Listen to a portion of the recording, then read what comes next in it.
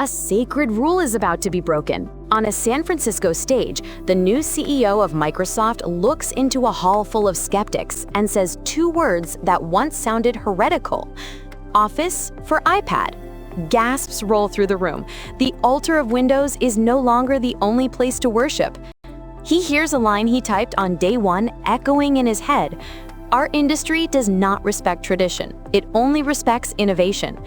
Either this moment turns a supertanker, or it brands him the man who gave away the kingdom's keys. He taps the clicker, familiar ribbons bloom on a device Microsoft didn't make. No fist pump, no swagger. Just a quiet resolve as an old doctrine shudders under new gravity. A soft-spoken engineer will be asked to bend a giant. Before that, he had to bend himself, across continents, disciplines, and a home transformed by love and difficulty. A shy kid learns patience under a hot sun and pressure under fluorescent midnight, two tempos that will one day guide a company through a hard turn. Hyderabad's cricket fields are lesson plans written on grass. Satya Nadella studies angles, bounces, and the value of singles that add up. He learns to read the whole field before he swings, and to celebrate partnerships more than personal stats. That lens follows him from the Hyderabad public school to the Manipal Institute of Technology. He graduates in electrical engineering in 1988, timing his life to a river of computing that's changing course. Hyderabad's cricket fields are lesson plans written on grass. Satya Nadella studies angles, bounces, and the value of singles that add up. He learns to read the whole field before he swings and to celebrate partnerships more than personal stats.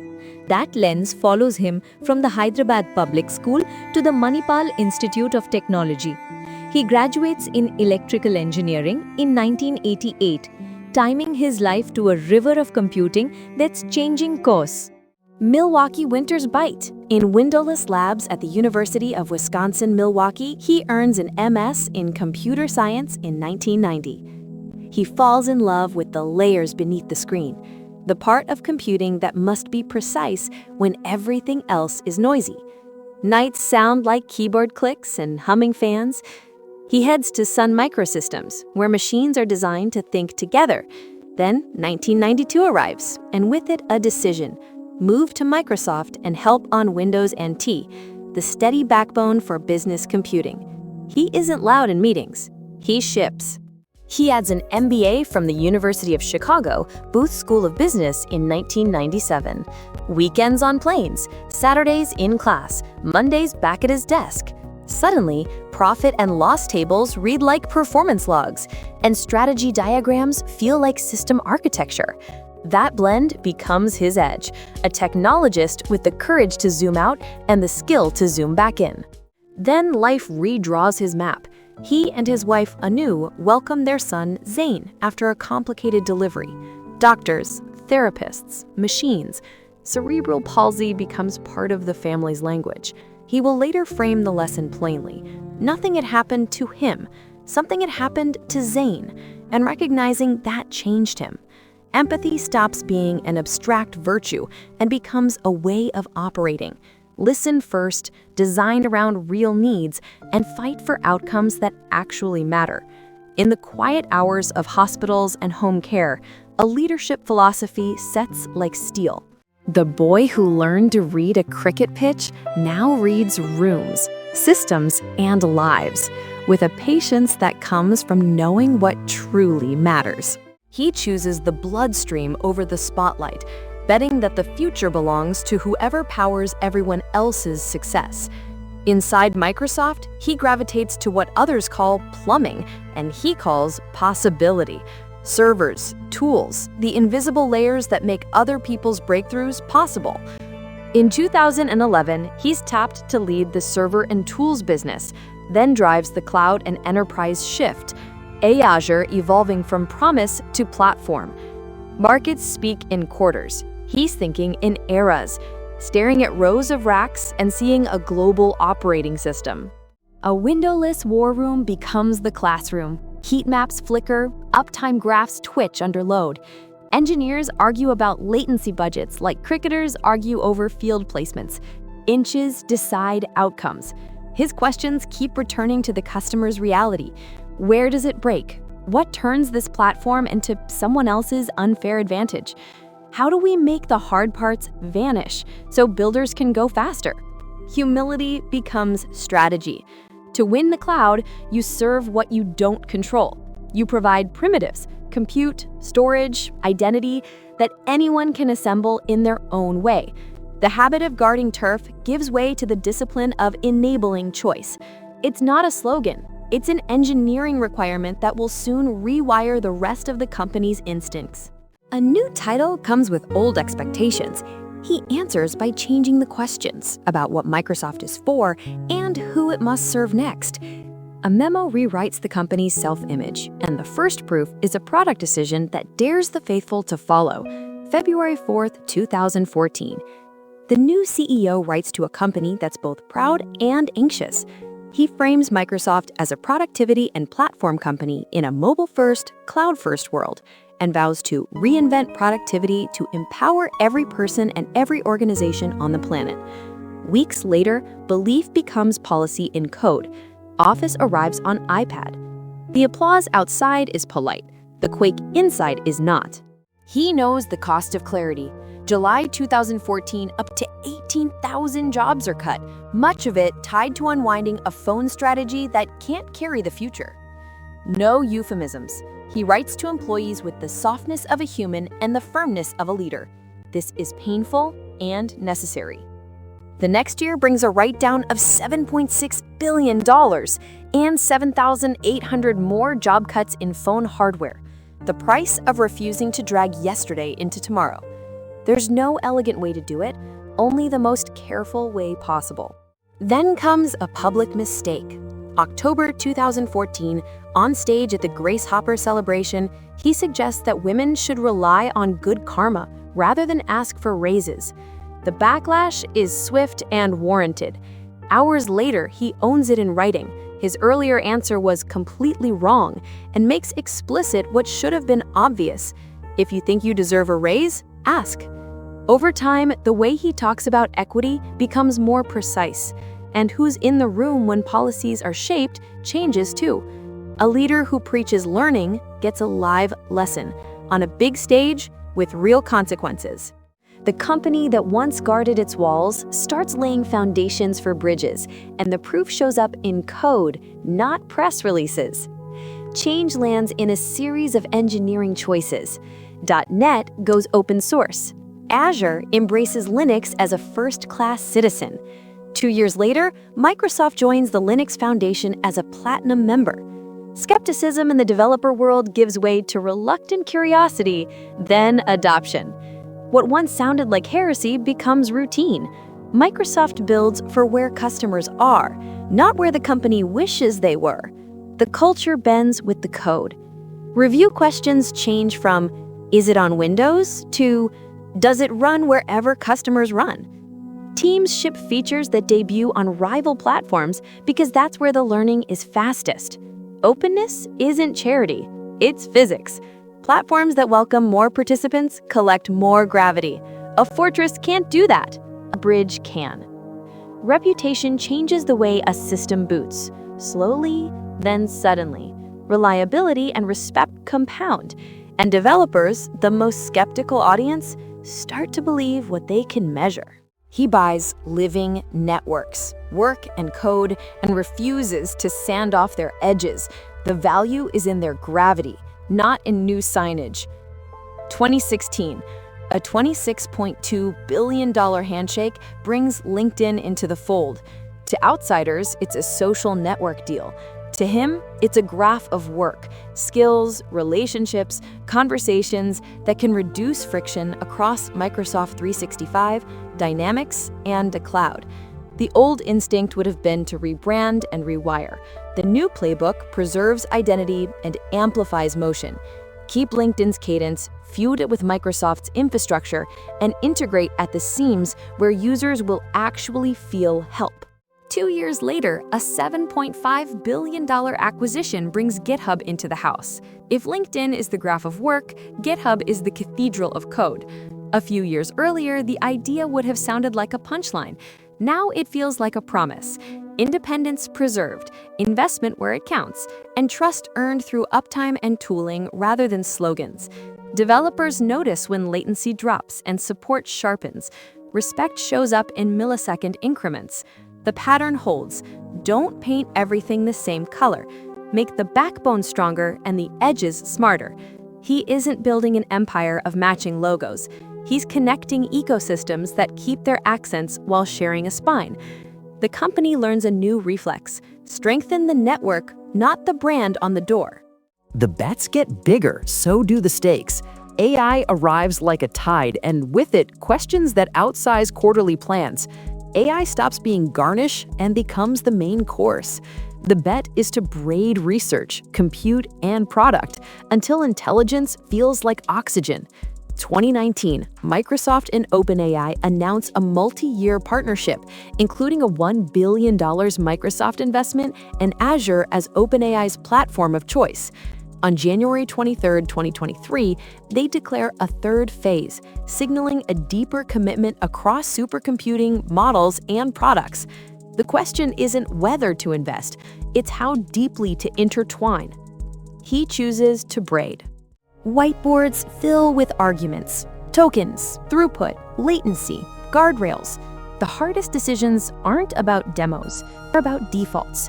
What should the system remember? When must it forget?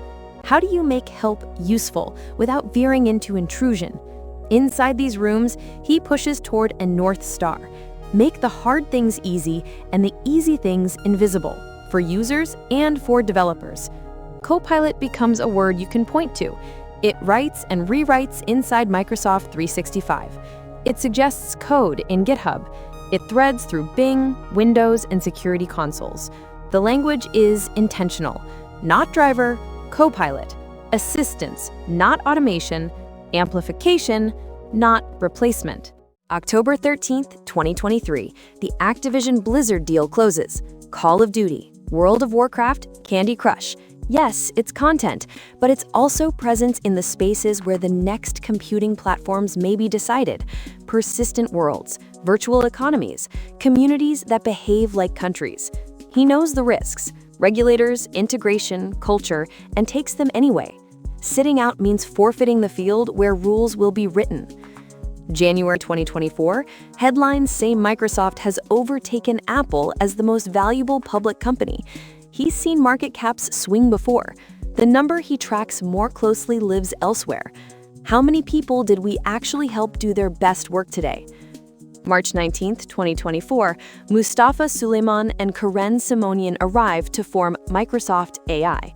Bluntly, the message underneath the org chart is blunt. There is no franchise value in our industry. Excellence expires quickly here. Curiosity beats ego. Bring in outside gravity to keep the orbit tight. By April 2025, Microsoft is publicly framing Copilot as your AI companion, announcing memory and Copilot vision features that make help more personal and context-aware within user-controlled privacy bounds. And by September 2025, Microsoft 365 Copilot expands model choice to include Anthropic for certain scenarios. Firmly, choice, not coercion. The platform playbook evolves again, not one model to rule them all, an architecture that treats intelligence like an interchangeable layer. Empathy meets steel. He must sign layoff letters and face regulators while insisting the culture stay curious under pressure. Leadership doesn't mean fewer hard calls. It means owning them. Restructurings continue, some after deals close, others as strategies evolve. He won't pretend they're painless.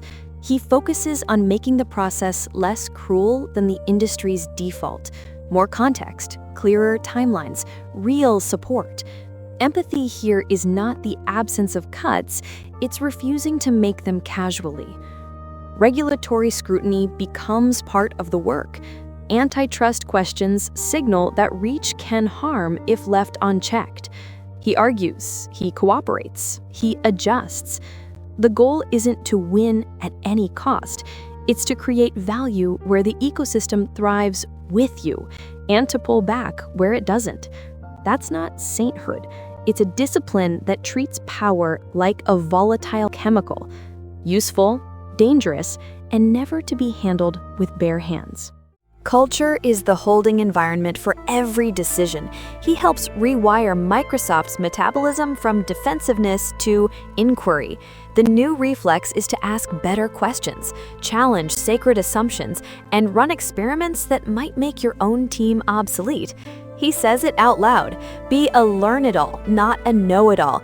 A shorthand that signals curiosity outranks certainty. In reviews, he keeps coming back to the same thing. What did we learn? Often, the useful answer is an early mistake caught and corrected, not a victory lap. He talks about equity in pay with more precision. Who's in the room changes, so do the policies that emerge. Proof lives in product too. Accessibility that isn't a bolt-on, collaboration that respects different ways of working, and enterprise controls that acknowledge risk without freezing invention. The message is simple. If more people can use what you make, more of the world can win with you, and that's how you earn the next decade. There's a planetary ledger as well. Training and running AI burns electricity and water. Under his watch, Microsoft doubles down on climate goals: carbon negative by 2030, water positive, and zero waste by 2030, with a plan to remove all the company's historical carbon by 2050. Ambition meets engineering, data center design, clean energy procurement, and efficiency work aimed at making intelligence and sustainability coexist. The company's ambition widens, even as its margin for error narrows. Success doesn't insulate life. It amplifies it. Private weight reshapes public work. February 2022, Zayn passes at 26. The house is suddenly louder with silence. Grief is not an epilogue. It's a new operating system for every day that follows. When he returns to the office, you can hear a different cadence in his voice. Slower where it needs to be, urgent where stakes touch human lives. Responsible AI stops sounding like a slogan. It lands like a promise to families you'll never meet. He reads at night, stacks that outgrow the shelf. Years earlier, he admitted in his first-day email, "I buy more books than I can finish." A confession disguised as a principle. Stay curious. In 2019, he and Anu joined the Seattle Sounders FC ownership group, signaling a roots in the community that raised their children. Cricket remains his private cathedral. When professional cricket finds a home in Seattle, he becomes an investor in the Seattle Orcas franchise. Watch him on a summer evening reading a bowler's plan. 2 balls that look the same, end differently, setup, discipline, and the beauty of a delayed payoff. In 2022, India honors him with the Padma Bhushan. The boy from Hyderabad stands a little straighter, aware that the arc of his life bends across oceans and back again. Titles stack: CEO in 2014, board chair in 2021, but they read like responsibilities, not crowns. The personal and the professional braid together, loss deepening empathy, discipline sharpening judgment. The first unthinkable move taught a muscle he keeps using: choose usefulness over tradition, early and without fanfare. The questions ahead are sharper. How do you build co-pilots that feel indispensable without becoming invisible? Where is the boundary between platform and product in a world where models evolve weekly? The answer will live in choices about memory, privacy, openness, and who gets to shape the defaults. Picture an Azure review at dusk. Dashboards hum and a failure curve dips because someone shipped a better retry policy. Most people won't notice. He will. That's the point. Real innovation is less fireworks, more friction removed, less theater, more trust earned. A late evening in Redmond, the campus exhales. Automatic doors wheeze. A janitor's cart whispers past. Whiteboard ink ghosts a day of arguments that mattered. Satya Nadella caps a marker, glances at a note, "Be worthy of the people who use what we make," and turns off the light. The bet keeps running, the rules keep changing, and the soft-spoken engineer from Hyderabad keeps choosing the harder path, the one that trades tradition for usefulness and asks a supertanker to turn while it's still moving.